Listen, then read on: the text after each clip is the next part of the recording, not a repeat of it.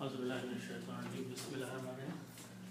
we did part of this ayat last time, and today we'll try to finish this thing. What we did last time was up to this point. And just to recall that this word iya means only, so it's coming twice. And ka means you for one person. And here ka is pointing to Allah subhanahu wa ta'ala, one person, you.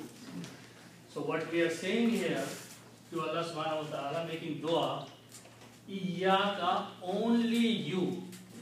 Okay, so this word is coming 2 times. And we will continue from this point. So this word is only and only, and ka is you and you.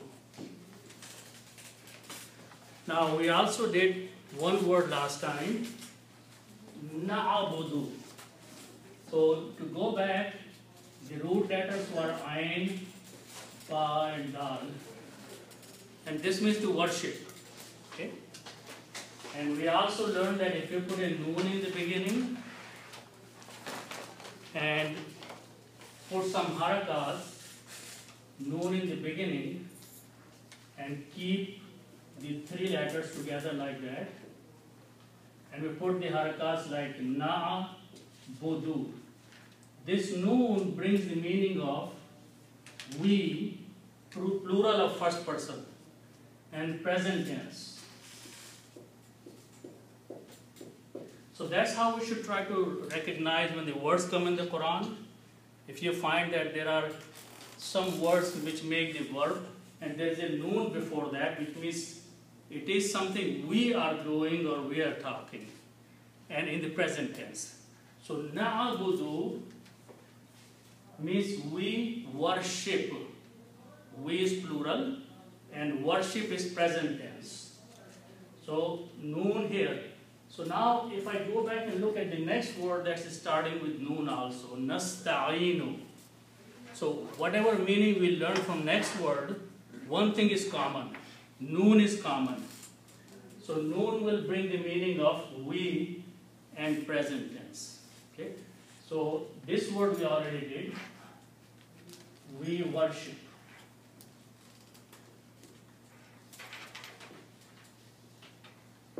We worship only you. Iyyaka na'budu, we are saying to Allah subhanahu wa ta'ala, only it is you who we worship. And then we continue the statement, repeating the same thing, that it is only you, iyyaka, we do something else. So let's look at that word. But before we do something, it's very easy to recognize the Quranic Arabic by those words we already know. Okay? And commonly, I'll give you an example here. If you look at these 3 letters, ghafara. Most of us know ghafara means to forgive. When we say Allah is Ghafoor, means He is the one who forgives. So ghafara means to forgive. Okay? And these are 3 letters. All the words in Arabic start with 3 letters. Basic 3 letters, ghafara means to forgive. Now in Arabic, we can make bigger words by these 3 letters, combining some other letters in them. So one rule is that if I combine these 3 letters, alif, sin and ta, you will find a lot of words that have alif, sin and ta in the beginning. And if I keep these 3 letters, this becomes istaghfara. We know this word.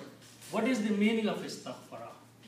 Istaghfara means to asking the forgiveness. Okay, so this is ask forgiveness. So whenever you see the word that has the alif, sin, ta or sin, ta in the beginning, then the meaning becomes asking for something.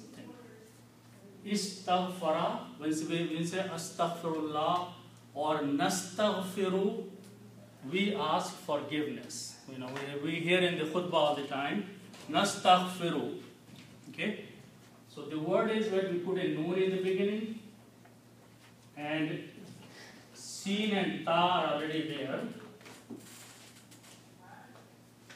and Ra, Fa, and Ra is there.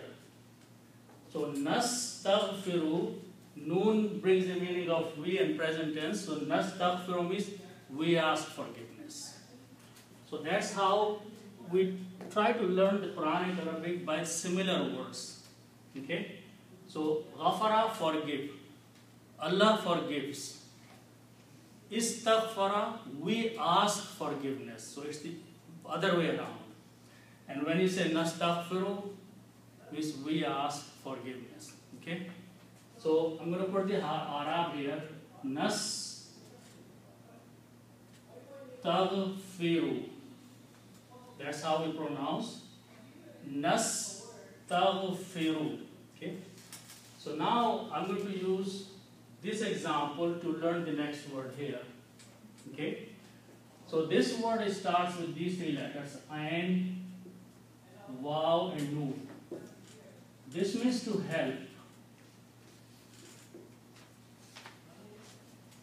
Auna and Waw, Noon in Arabic means to help. Aanat is a help. If someone you are asking for help, it's aanat. But auna means to help. So if you see similarity here, there is a noon and there is a seen and there is a ta. Noon will bring the meaning of we in present tense. Seen and ta will bring the meaning of asking. Okay? So this word will translate into this word with the meaning we ask for help. We ask for help. So in this three letters, if I put a noon, just like this noon I put here, then I put seen and ta, seen and ta, and then these three letters, and waw and noon. Okay. So the letters are there, and they mean we ask for help.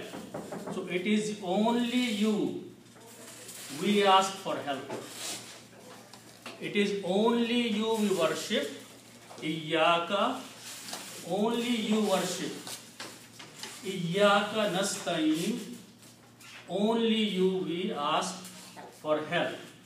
Now, if I put these Arabs here exactly as they are here, first letter has fatah, sukoon and fatah,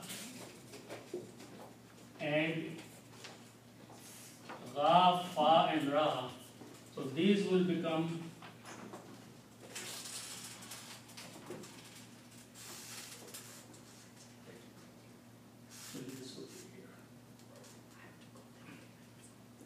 in Arabic, whenever you see a waw with a kasra, it changes the sound of ya, because waw doesn't go with kasra. So that's the reason waw becomes ya, and that's the word here, nasta'inu. Okay? Because waw is a weak letter, and if it has a dhamma, it is okay. If it has a kasra, it doesn't like that. So sound becomes ya. But we will come with this into details later on. I just want to give you a glimpse of that thing right now, because these are much bigger words.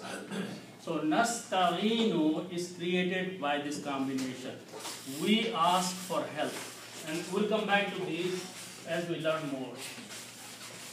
We ask for help. Iyyaka na'budu, it is you only we worship. Wa iyyaka nasta'in, and it is only you we ask for help. Okay? Then we go to the next word. We continue talking to Allah subhanahu wa ta'ala. Next two words we are saying ihdina. So let's look at these words.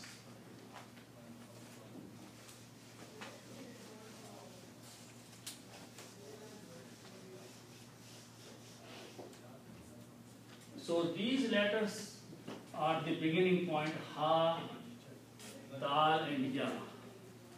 This means to guide. Hidayat is the guidance. Ha, da, ya are the root letters. This means to guide.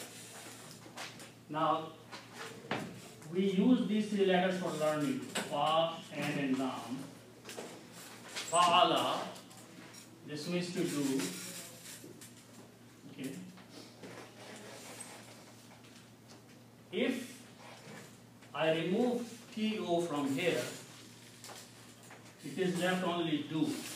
What is do? Do is an order, it's a command. If I'm asking to do something, I'm telling you do it. So this is the command.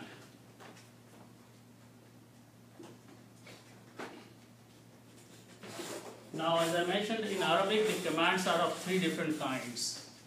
If you are talking to someone who is of a higher status, then command becomes dua, a request. If you are saying something to Allah subhanahu wa ta'ala, you are not telling Allah to do something, but you are begging, requesting, and asking. If you are telling someone of the equal status, then command is a suggestion, is advice. If you are talking to someone lower, like a child, then a command is an order. Okay? So depending on the status, command, Arabic word is command. But when it is being used for Allah subhanahu wa ta'ala, command is a request, is a dua. Okay? So when we say to Allah, do, we are not telling Him to do something, we are not ordering Him to do something, but actually we are begging, we are asking, we are making a dua. So whenever in Arabic grammar command comes, it has to be taken according to who you are talking to. Okay? So here we are talking to Allah subhanahu wa ta'ala, and we are saying do. In English, do means order, but in the Quranic Arabic language, talking to someone of the higher status, this is a dua. Okay? So fa'ala is to do. And if I put an alif here in the beginning with a kasra and combine these three letters with this thing, if al, that's how.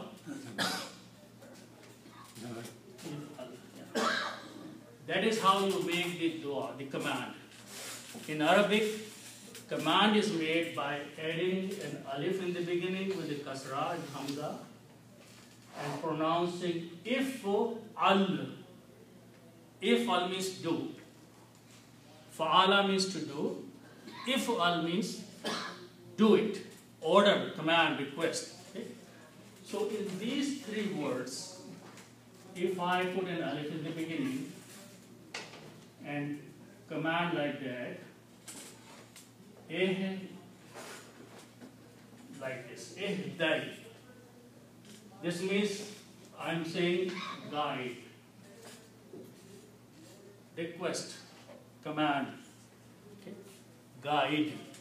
Grammatically, that is the way it is going to be, because the rule says you put a kasra here, a sukoon here, a fatah here, and a sukoon there. So if you put, this will become ihdai. Okay? This can be written together like this. Ihdi. You don't need to write this ya, but these two combined can be written this way. And pronunciation is ihdi. Ihdi means guide. Guide. And na means us. So this is guide us. So that is the meaning we are asking Allah subhanahu wa ta'ala, making a dua, guide us. Give us the guidance. Show us the guide or the right path for the guidance. So that's the first word. Ihdina. Na has a different meaning. Ihde has a different meaning. Ihde is a dua, is a request. It comes out of this rule of grammar. Ihdina, guide us.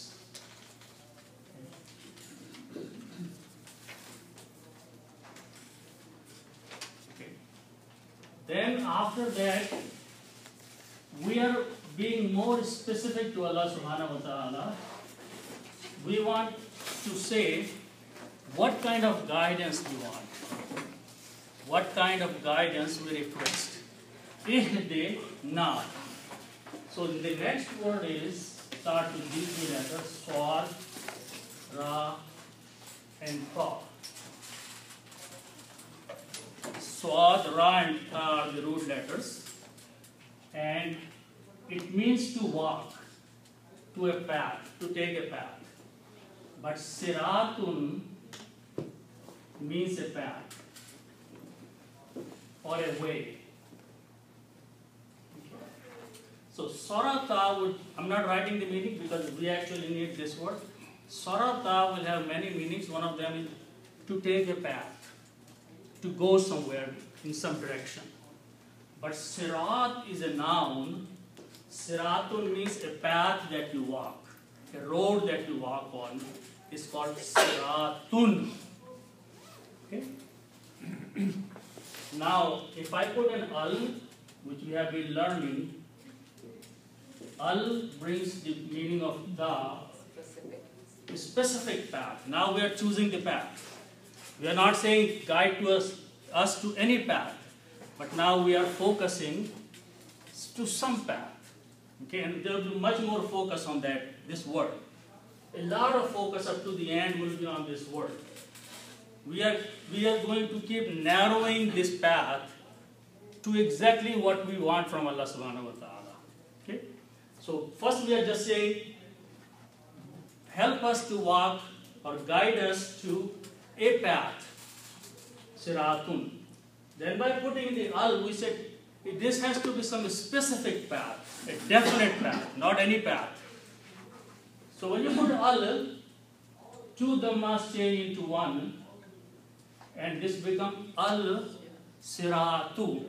Also, the swad here kills the sound of lam, and you have to pronounce the swad twice because this is a shamsi letter, and somewhere will come into the list of those letters which affect the lam this way.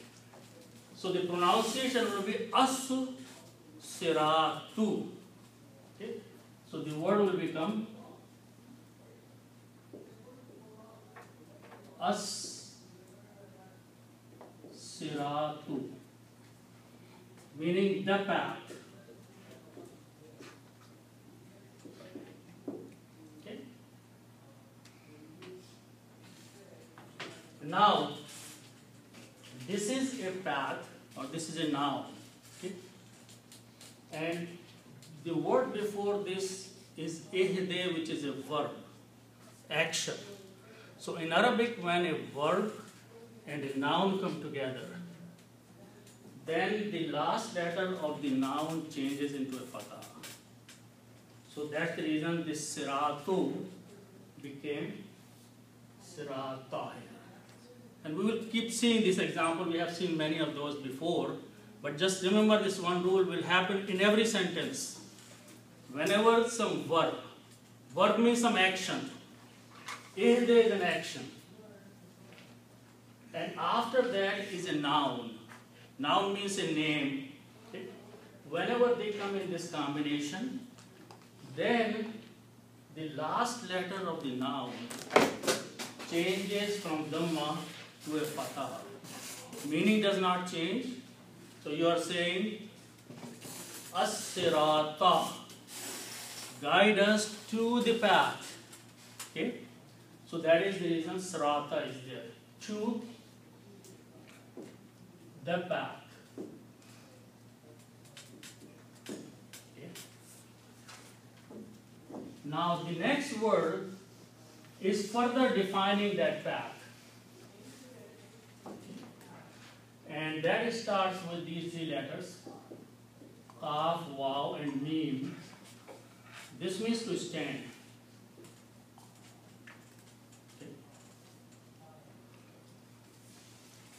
Qama, when we stand for the prayer, is from the same letters. Standing up for the prayer, Qama. Qaum, Qaf, Waw, Mim means to stand up. This also means nation, but there are many meanings.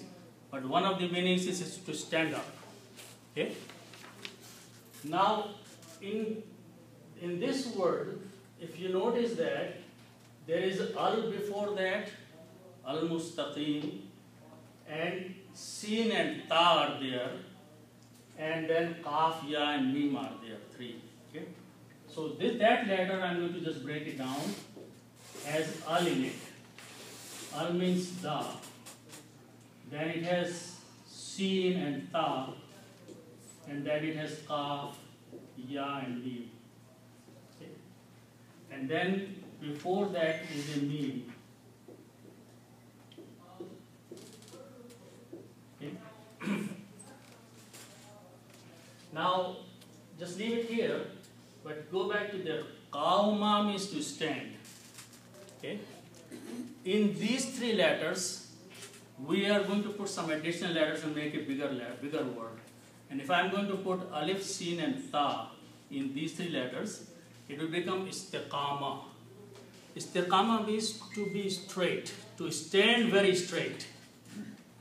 The meaning, flavor of the meaning changes. Qama means to stand, and by putting ist, it becomes standing very straight. Okay? So the meaning of straight has come into the picture. Okay? So the mustaqim is the word, something which is taking us to a very, very straight path. So we are asking about the path, and then we are talking about the path where we can stand straight. We don't go here or there. Because when you are walking on a path, the chances are that you can take sidewalks. You can go sideways. You can lose the straight path. You can get off the street. We are asking Allah subhanahu wa ta'ala that in this journey where we are walking, help us to walk straight, standing firm. Not anything that can deviate us or take us here or there. You have question? All those things included in there. Steadfast, straight, and clear. Okay, and not only that, we are going to ask more when in this ayat, in the next ayat, we are going to ask Allah subhanahu wa ta'ala that we want to give another definition of this path. So we ask for a path first, and then we said, no, it has to be the path. And then we said, what kind of path or what kind of a street this is that we want. And that is the street that has to be very straight. No deviation in that. Nothing that can take us here or there without Allah's help. Because we are saying the word nasta'in here. We are asking the help of Allah subhanahu wa ta'ala to walk on the path which is straight. So in one word we claim that we worship you, and then after that we started asking. The very first thing we asked for a path, then a straight path, and then we are going to further ask more things about that path. So this is basically from the time we are born to the time we leave this world, we are begging Allah subhanahu wa ta'ala many times every day that path, that particular path should be our path. Any other path, we are done. Okay? So this is just continuing making the dua. Okay? So this is, for now I'm just going to write down this straight.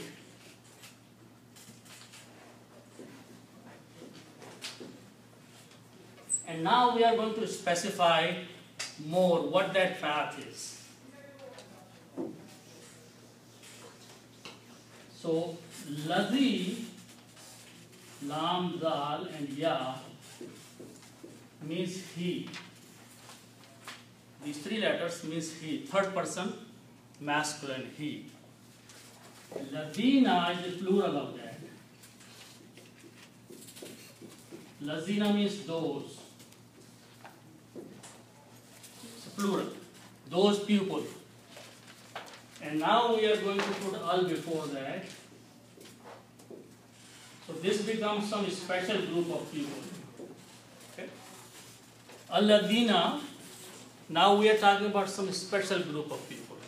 Not any group of people, but there are some people we are going to talk about. Now in the Quran, a lot of places you will see this word al-ladina coming. Pay attention that after al-lazina, there will be a definition of those who those are. For example, Ya ayyuhalladina, O those amanu, who believed. So there is a definition of al-lazina. So al-lazina, whenever it comes in the Quran, after that there will be a definition.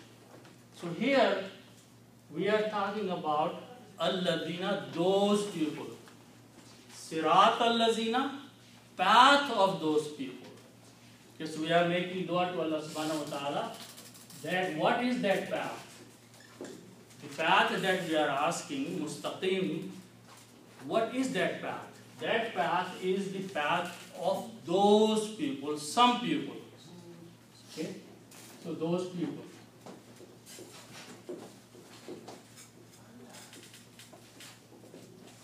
Now, who are those people? Okay, so let's look at that. So in Arabic, there are these three words: noon, and mim. Na'ama. This means to reward someone. Reward. Ni'mat is the reward, or some good thing that someone gives you is the ni'mat. Okay. So these are three letters.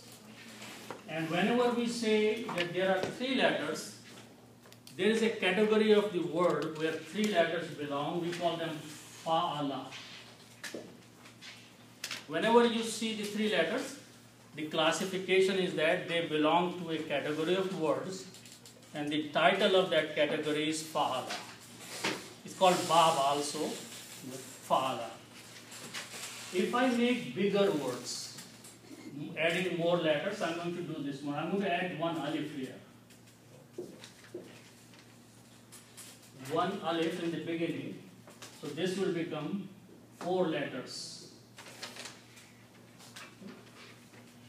An'ama. This is na'ama.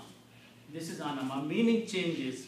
In Arabic, we start with 3 letters and keep adding letters, and the meaning, flavor and meaning keeps, different words keep coming. So an'ama is to favor. To favor someone, to do some favor. Okay. Na'ama is to reward someone, give like gift to someone, but an'ama means to do some favor to someone. When you say, please do me this favor, you are using these 4 letters, an'ama, alif, noon, ain, mim. Okay, so keeping this, now we're going to learn one more thing, that if these are 3 root letters, which means to do, and if I combine these 3 and put a ta at the end and pronounce them fa'alta,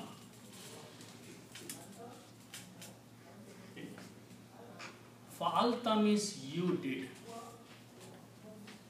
You did. So we learned that once we put a noon in the beginning, it brings the meaning of we in present tense. If you put a ta at the end of 3 letters, these are standard rules. This is the grammar table, and I want to learn one word at a time instead of teaching all the grammar. One word at a time through the Quran. So you remember, because we have been reading the Quran. So whenever fa, ain, and lama are the template, the table that we will be using to learn all those things. So fa'ala means to do. If you put a ta at the end of these 3 letters and pronounce fa'alta, this brings the meaning of you, one person, and the past tense. Fa'alta, you did. Okay? Now, look at this word, you can recognize this word, the meaning. Okay? An'ama means to do favor. An'amta, you did favor. Because by putting a ta here at the end, if I put a ta at the end here, So this will become anamta, fa'alta. So meaning of anamta means you did, because it's a past tense, favor. So we are asking Allah subhanahu wa ta'ala, we want the path of those people upon whom you did favor. Means in the past, all those nations and all those people who received favor from you. Favor means they did not get punished, they received guidance from you, they were able to walk on the straight path. So from the beginning of the humanity, whoever was able to receive your favor in this world, we want the path of those people. Okay? So that is anamta, means you did favor. Okay?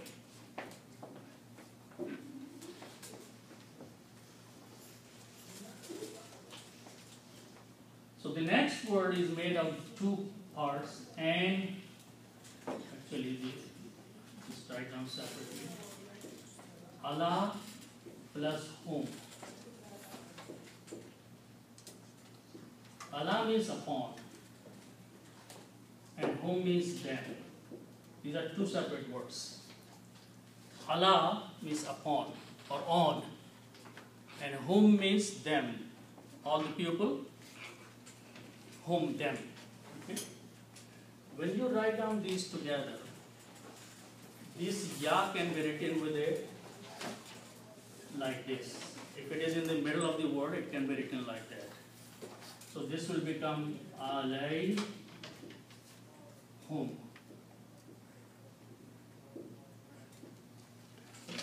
So I'm combining these like this. Okay. Alay whom. This is the word whom. Okay. So meaning will be upon them. Okay. Now in the pronunciation, we are pronouncing lay. So we are pronouncing a ya here.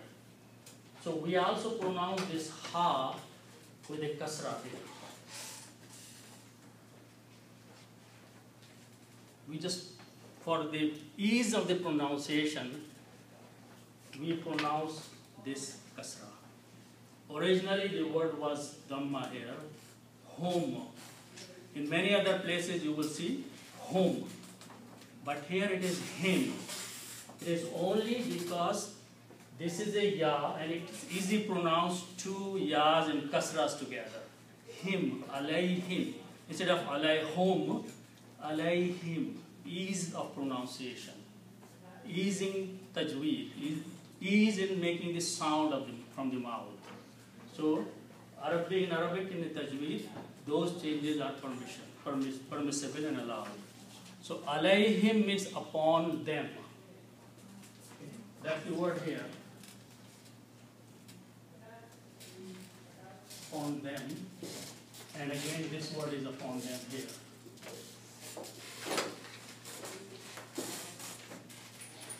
Okay. So now let's look at the next two words. At that time, we have many tribes.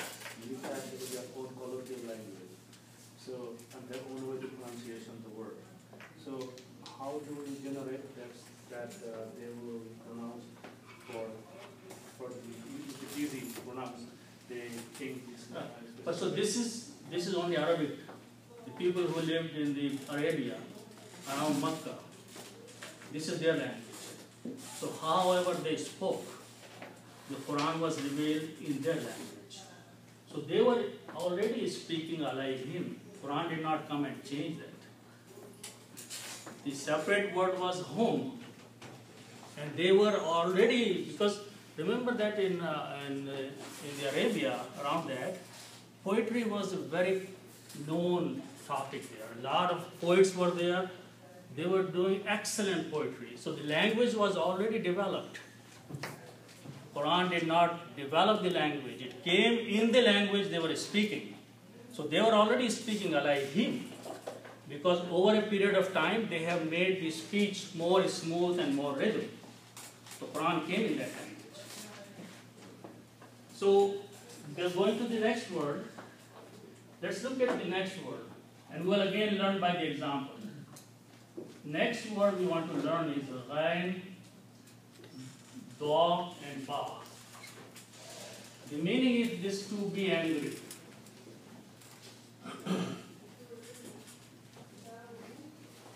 To be angry. Okay.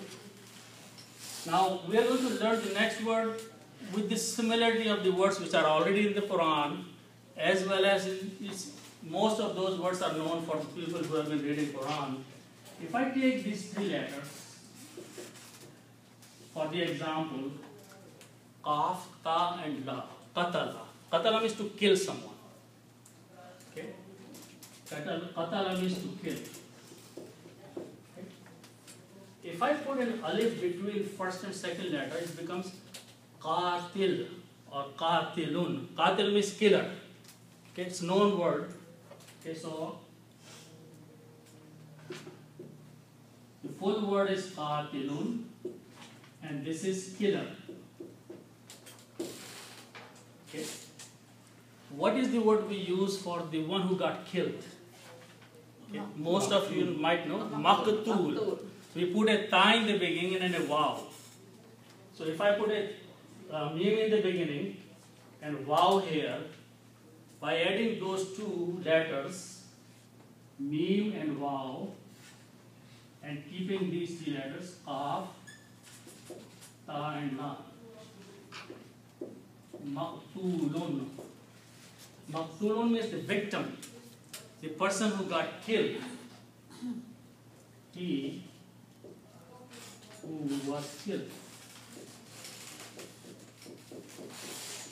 Okay.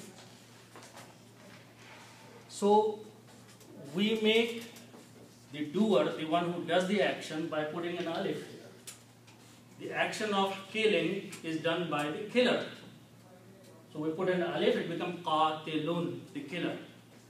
The one who got killed, one who suffered, the one who is victim, we had a mim and a waw. Maqtulun. Okay? So that's how in Arabic we make. Okay?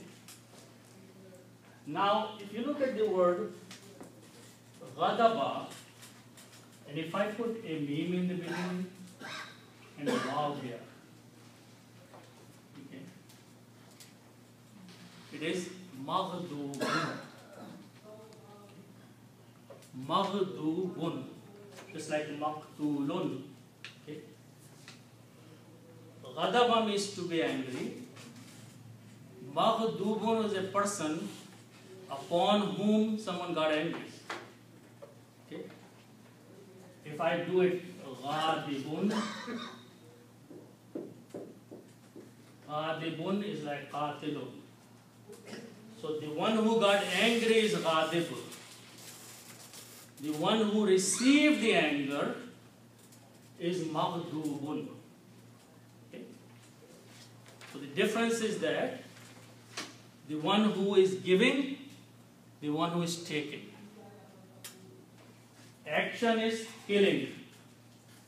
The one who is giving the action or doing the action, we put an alif there. It becomes qatilun. The one who is receiving, you put a mim and a waw. Maqtulun. The one who received the action of killing is maqtul. So ghadaba means to be angry. The one who is getting angry is ghadib. And the one who is receiving the anger is maghdubun.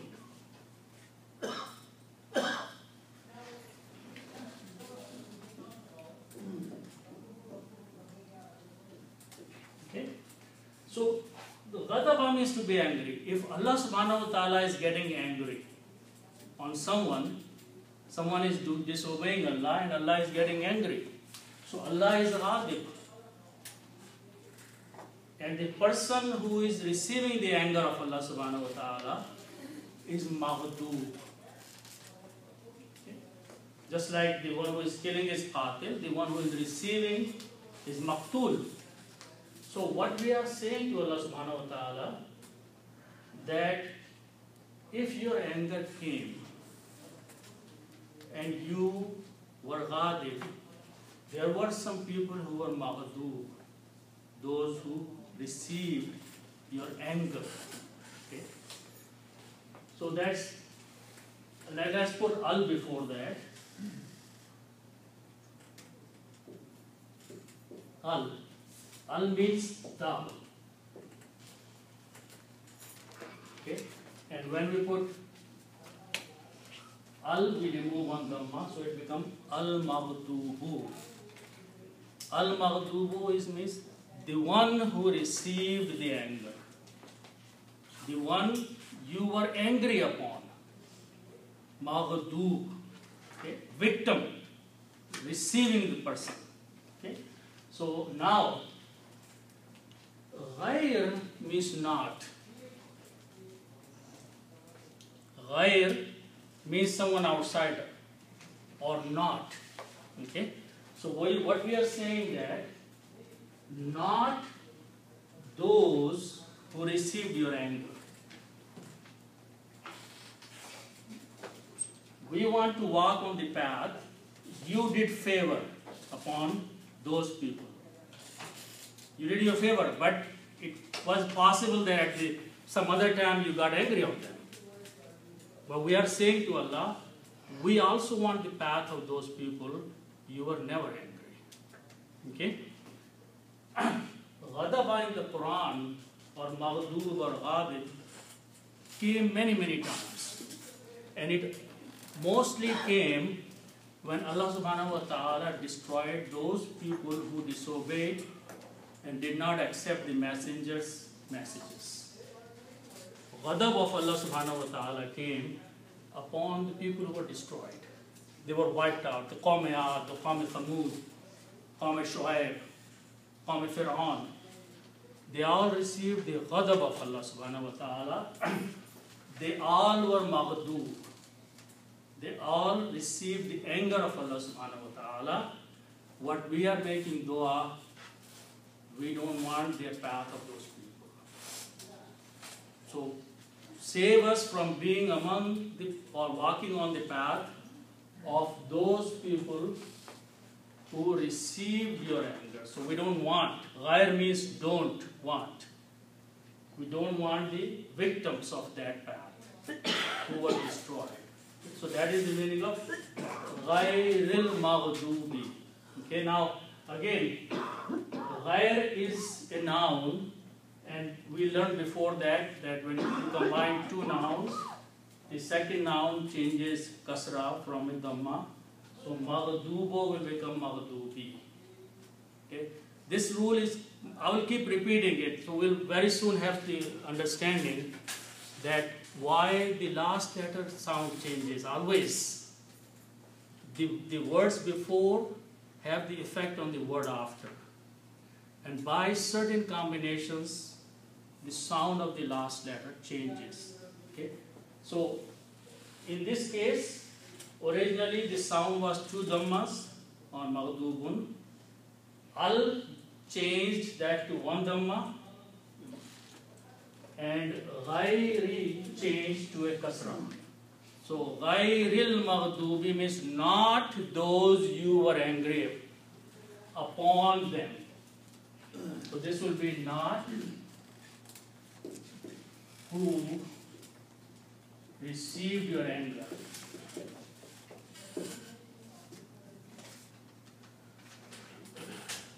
So ghair means not, maghdub those who received your anger. So we are asking that we want the path of those who received your favor, not the path of those who received your anger.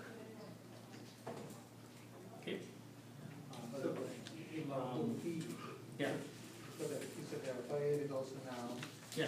And also noun. So you took the ra kasra, you took that, that's why you took the. No, when you remember we did in the beginning kitabun and Allahu. So book, Allah. We put it off in between. So then Allahu became Allahi. Okay? So that rule Applies here. applies here. So maghdubo becomes maghdubi.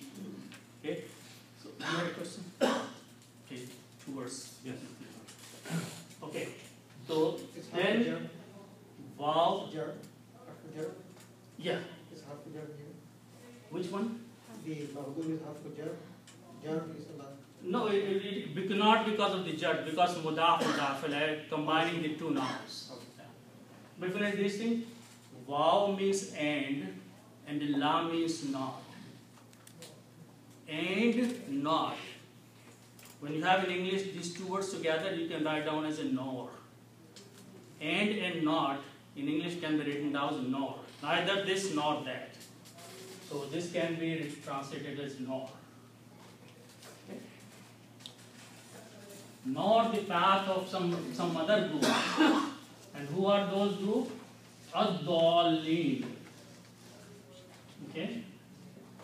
So this comes with these letters Dal, Lam, and Lam. Dal, La, La. This means to go astray.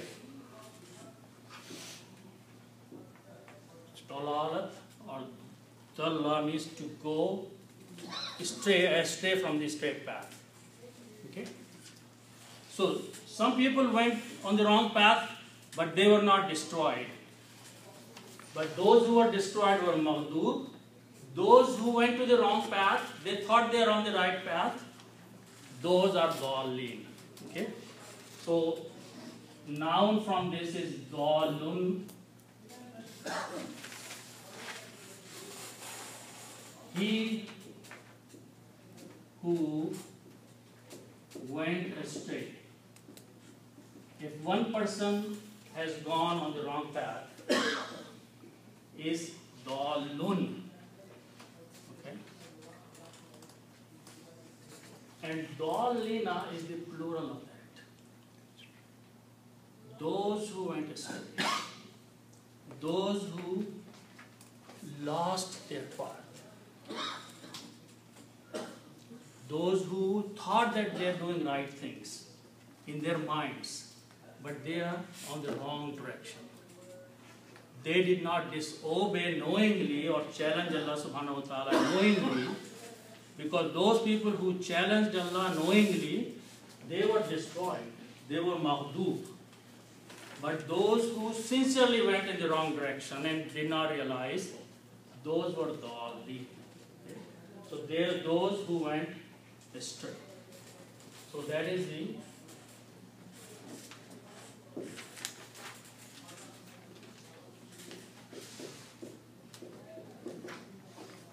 that's the end of this Surah Al-Fatiha. At just one statement that at the end we always says Ameen. Okay? What is the meaning of Ameen? Ameen,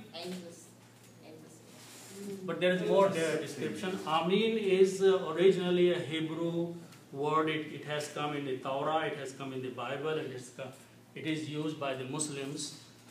Ameen means let it be so. Let it be so. Means whatever we said, let it be that way. We made so much dua here in this Surah Al-Fatiha, and at the end we are saying, let it be the way we want. That's the meaning of Ameen. Let it be so. But, Similarly. but it's not part of the mission. No, it's not part. It's because Prophet ﷺ said that, and it is said after that, and also in Hebrew and Christianity, they also say Ameen after they make dua. But we say in Surah Al-Fatiha at the end, let it be so. That's the exactly meaning. It's originally Hebrew and some Aramaic word, but it is used in Arabic also. Okay?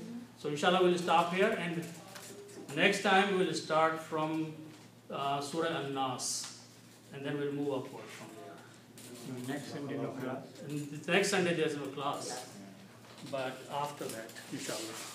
Please sign up.